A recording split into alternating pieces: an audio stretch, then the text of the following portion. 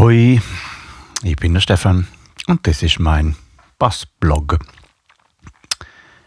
Ja, wieso hat es jetzt ein bisschen länger gedauert, bis ich jetzt die zweite Ausgabe gemacht habe? Das erkläre ich da nach der ersten Übung, was ich Lust habe zu machen, und danach erkläre ich da mehr. Die erste Übung ist rechte Hand, weil zusammen gibt es noch viel zu tun anscheinend.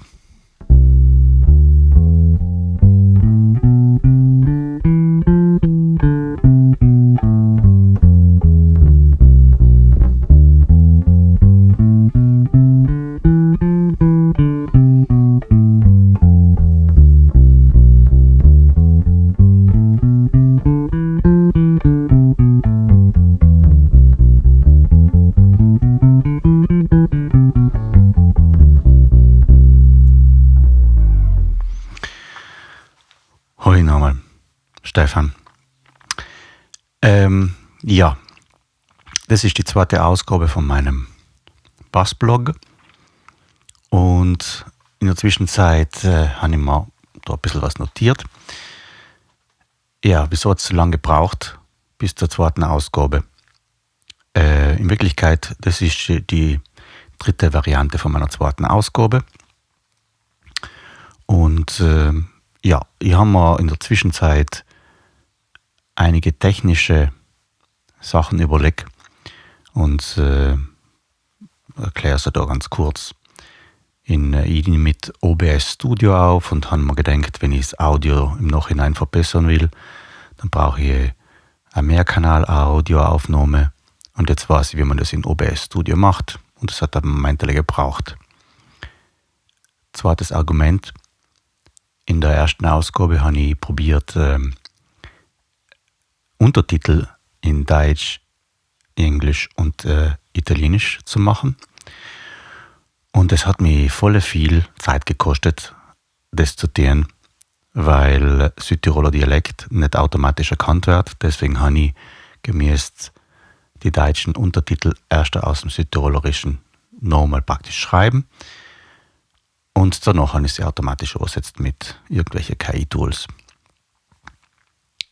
Ja, und das hat mir brutal viel Zeit gekostet, und von mir aus gesehen ist das nicht nützlich für den Bassblog, der so einfach wie möglich sein soll vom Technischen her. Ja, deswegen bin ich gerade beim Überlegen, wie man Südtiroler Dialekt am besten für Untertitel hernimmt.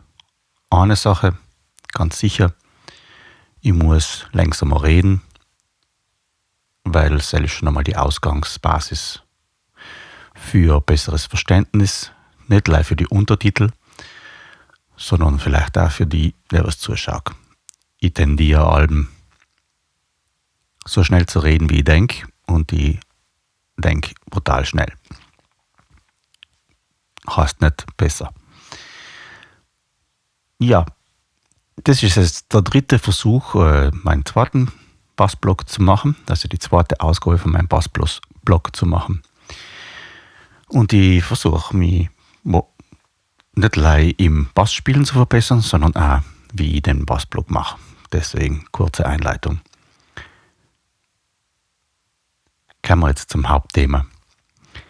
Vor 2 Wochen mittlerweile habe ich mein zweites Coaching gemacht mit meinem Coach Ryan Treble-Cock von Scott Bass Lessons vom Kurs Blueprint Foundation, den ich das Glück habe, heuer besuchen zu dürfen. Glück, weil der Kurs ist ziemlich teuer. Ist sagen wir so die Spitze des Eisberges von Scott Bass Lessons. Ja, und ich habe das Jahr, wo ich mir das leisten kann. Das heißt, von Jänner bis Dezember werde ich mich konzentrieren aufs Besserwerden am Bassspielen. Und ich habe einmal im Monat ein Coaching. Das erste Coaching hat ergeben, dass ich eben ganz viele Baustellen offen habe und grundsätzlich, dass ich eigentlich wieder von vorn anfangen muss, mich mit Technik auseinanderzusetzen, weil ich ganz viele ganz viele Sachen nicht gut funktionieren bei mir. Zum Beispiel rechte Hand, deswegen habe ich jetzt eine Übung gemacht für Alternate Picking, also alternierendes Zupfen mit Zeige und Mittelfinger. Selbst soll die Ausgangsbasis von jeder meiner Übungen sein. Das Coaching, das zweite mit Ryan, hat mich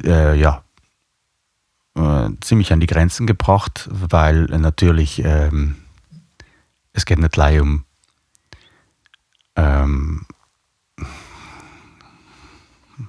blöd, jetzt kommt gerade ein Anruf auf meinem Handy. So, da sind wir wieder. Ich benutze mein Handy zum Filmen, deswegen jedes Mal, wenn mir jemand anruft, kann natürlich die Aufnahme unterbrochen werden.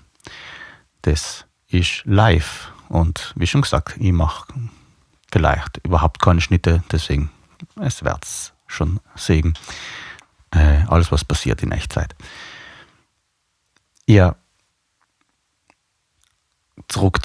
ich muss zurück zu meinen Grundlagen und wieder alles von vorn nochmal auffrischen und lernen. Also rechte Handtechnik, linke Handtechnik. Das letzte Mal hat mir Ryan gesagt, ich soll alle Skalen über den Quintenzirkel links heißt, über die ganzen S probieren zu spielen, dass man nicht irgendwelche Tonlagen auslässt, weil man Musik gemacht mit 12 Tonlagen und nicht gleich mit D4, was ich kenne.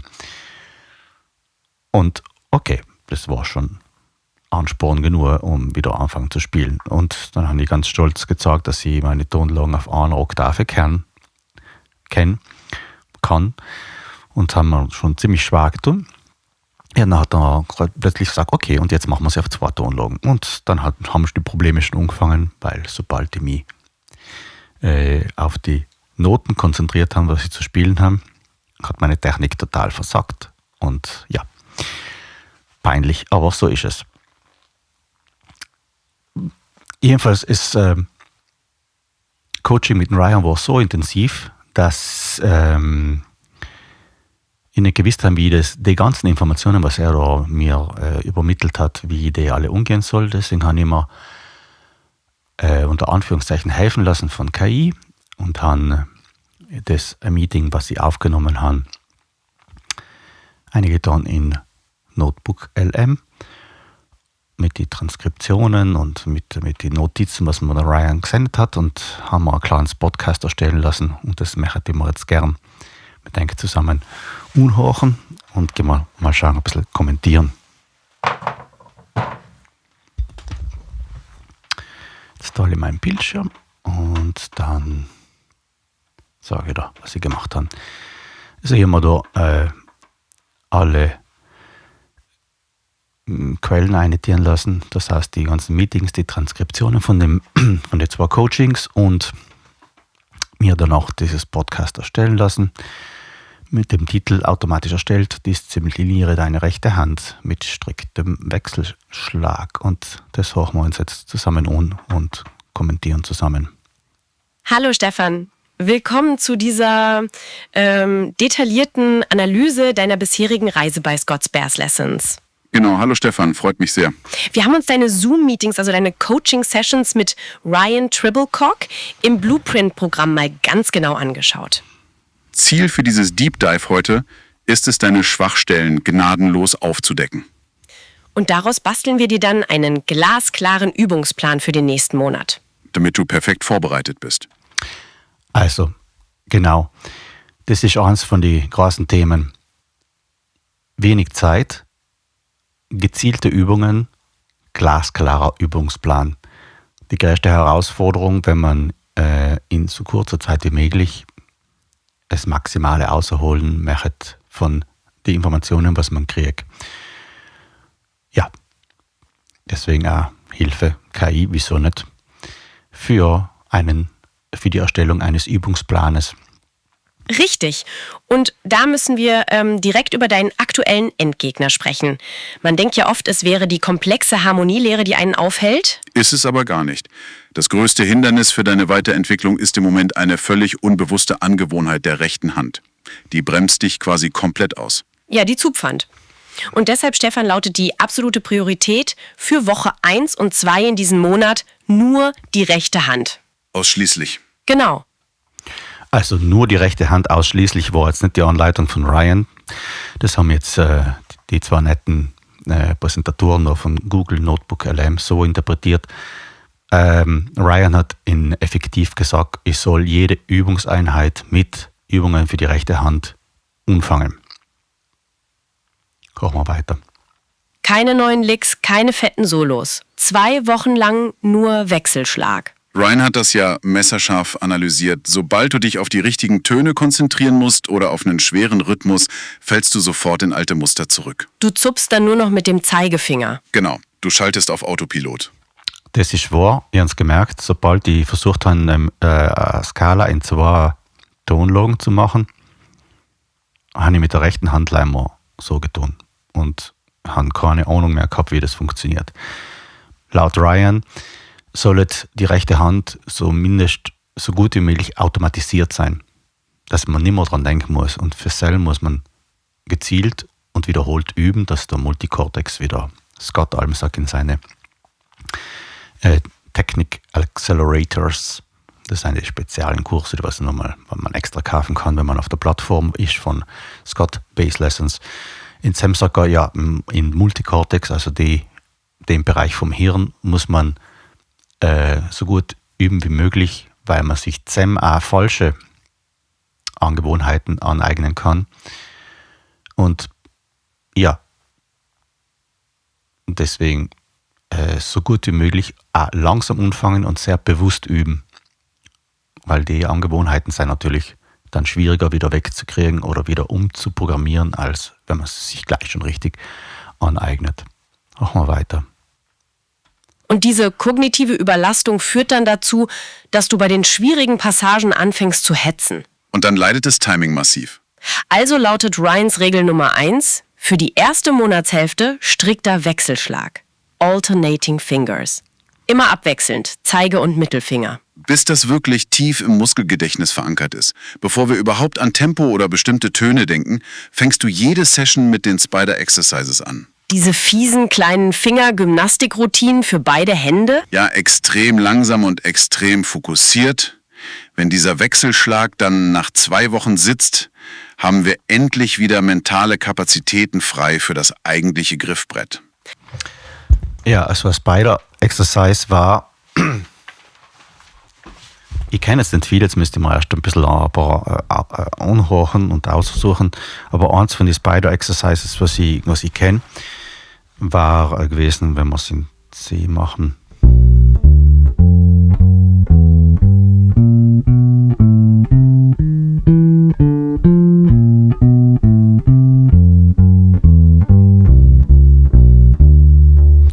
Und das müsstet ihr jetzt mit der rechten Hand verinnerlichen, mehr als mit der linken.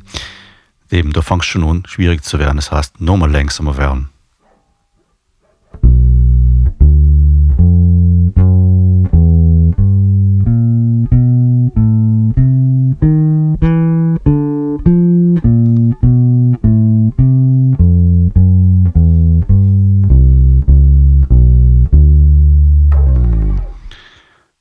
Oder eine andere Übung, die kenne ich einfach, die chromatische Skala aufwärts zu spielen. So, wenn wir vom C anfangen.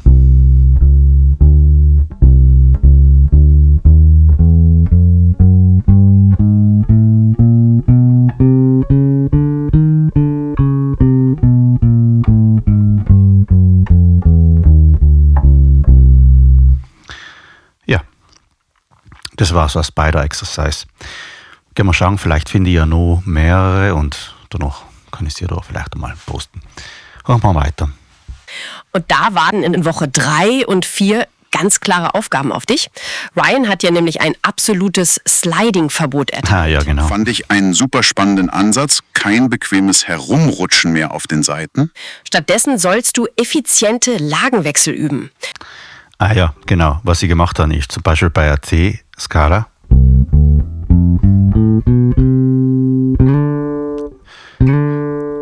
so Noten einsliden. Das hat er überhaupt nicht gesagt. Nein, das passt überhaupt nicht. Zum Beispiel, was weiß nie, was war vielleicht? Ah ja, genau. S, die S-Dur-Skala.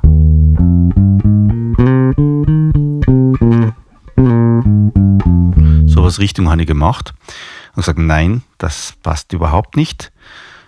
Er hat eine Technik benannt, die heißt Frog Leaping oder Leapfrogging, ich kann mich nicht mehr genau erinnern. Das heißt, man muss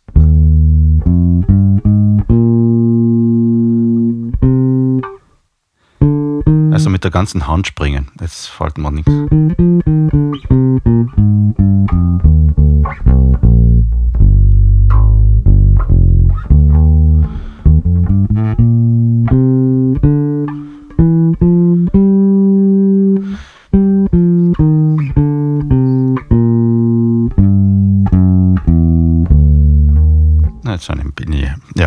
Jetzt habe ich mich überhaupt nicht auf die Noten konzentriert, aber der Sinn ist, Sprünge zu machen.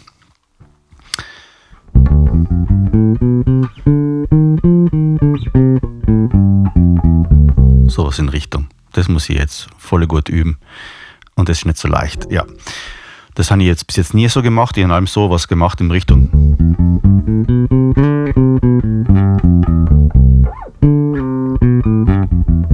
Das Leitsachen rein. Total zu vermeiden.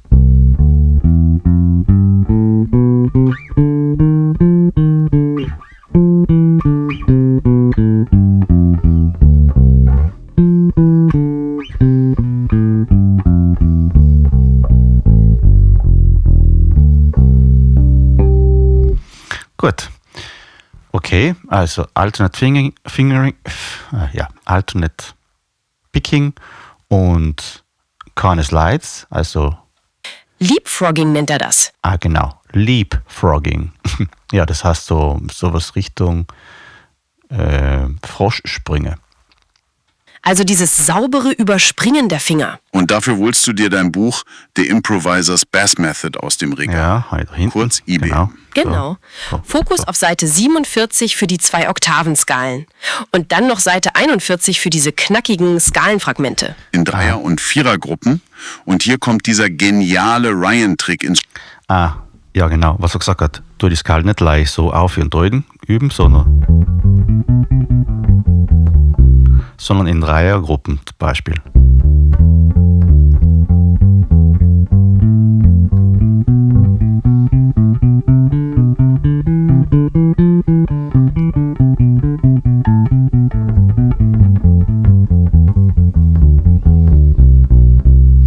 Sowas Richtung Dreiergruppen und dann noch Vierergruppen.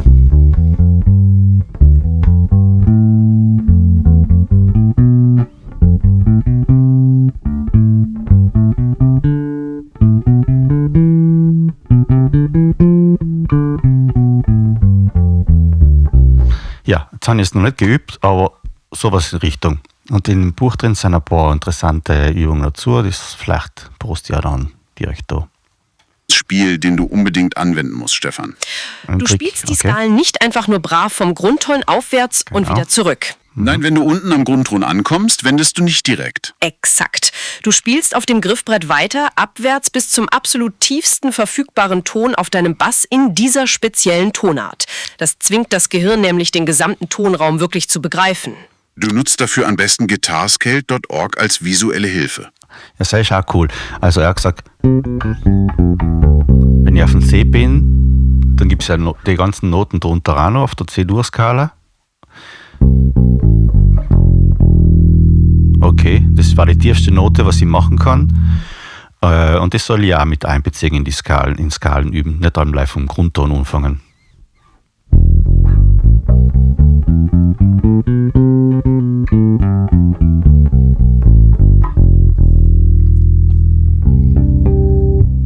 Ja, gut. Aber ganz wichtig, mit dem eisernen Fokus auf die Notennamen und nicht einfach nur auf simple visuelle Kästchen. Guitarscales.org, das ist eine coole Seite. Das nächste Mal, Margari, sage ich da, wie zum hinkommt und was der Ryan genau meint. Jetzt kann man nämlich erstens einmal sagen, ja, machen wir die Bassseiten, also man kann auch die Bass im Bass als Griffbrett anzeigen und sagen, C-Dur, sagen wir bitte nicht gleich das klassische C-Dur-Pattern. Oder das. sondern die Noten auf dem ganzen Griffbrett mit den Namen von den Noten. E, F, G, A, H, C, D, E, F, G und so weiter. Das ist voll cool. Und dann sieht man wirklich überall, wo die ganzen Noten sein. Und wenn ich in Reihen richtig verstanden habe, solltet ihr auch die Notennamen sagen, während ich spiele. Selbst erinnert Licht dem Hirn, wo die einzelnen Noten liegen, und man lernt das ganze Griffbrett von da bis da gut kennen. Machen wir weiter. Das ist essentiell, ja? Und auf den Seiten 59 und 61 im IBM-Buch geht es dann ans Harmonisieren. Dreiklänge und Septakkorde.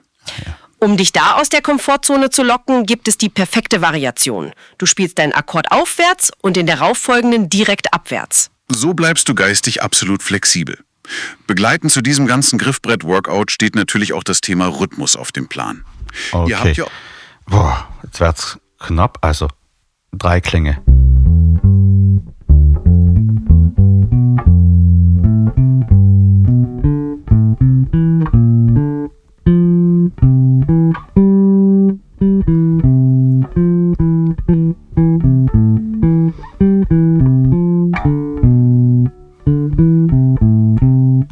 Ja, ist gleich. Das muss ich üben.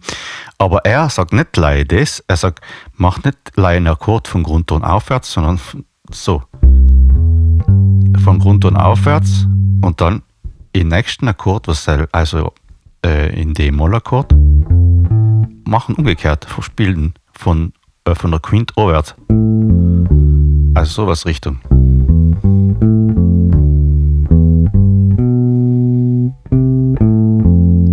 Okay, das muss ich noch üben. Perfekt, weil das, vor allem mit den Septimen, okay, totales Desaster.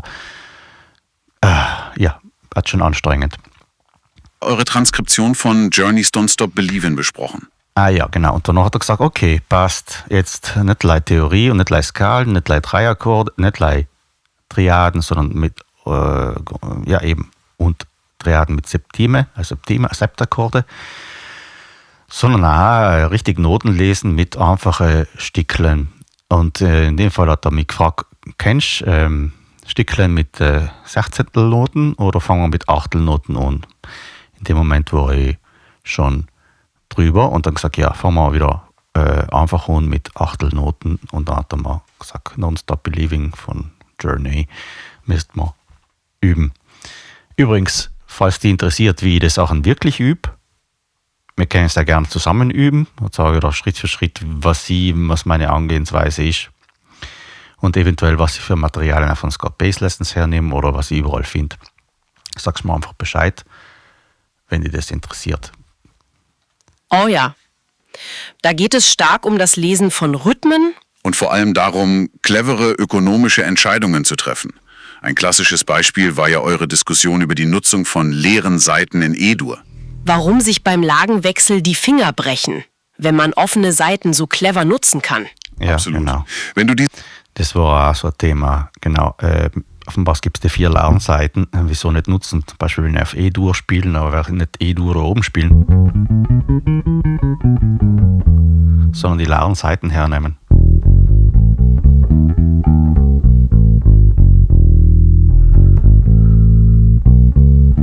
Das ist natürlich die verminderte Septim, also die kleine Septim zentriert nichts in E-Dur. Probieren wir es nochmal. Also E, Fis, Gis, A, H, Cis, Dis, E.